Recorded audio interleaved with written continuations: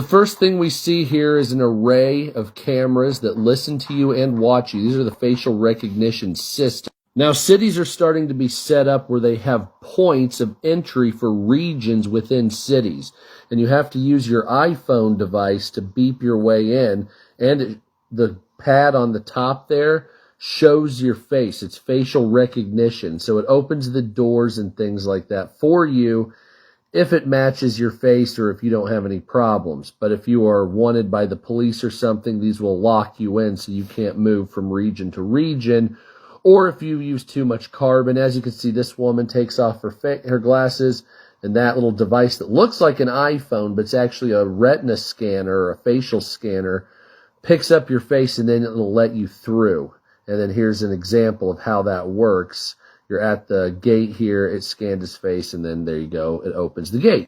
Now, within the cities, they're blocked off by region, and these fences right here separate those areas. There's police, as you can see in front, that monitor and guard these areas between points. So if I'm over here where this guy is like region 1, region 2 is over here, right? But I have to go through a checkpoint. Now, of course, the police officers have these glasses that are facial recognition glasses. So it'll read license plates, and when you see somebody right here, it'll recognize the face and pull up their information.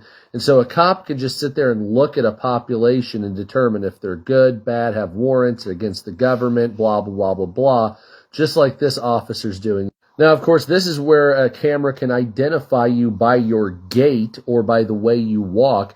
This determines how a person walks, and they can set up a profile based on the way you move and walk with your facial recognition, meaning you can be watched at all points. So this guy right here, I'll spare you the details, but basically what it is he's reading this, and he can't travel on high-speed rail because his credit score, his social credit score is so low.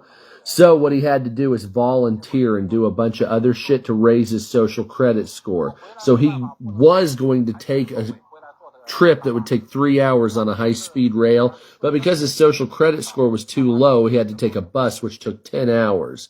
But then coming up here, he donated and did charity work, and now he says at the end he can live like a real person. And then here's footage of the grocery store in Canada. They've put these cameras, these facial recognition cameras, in the grocery store to determine what you're buying and if it's good for the environment or not, as far as I can tell.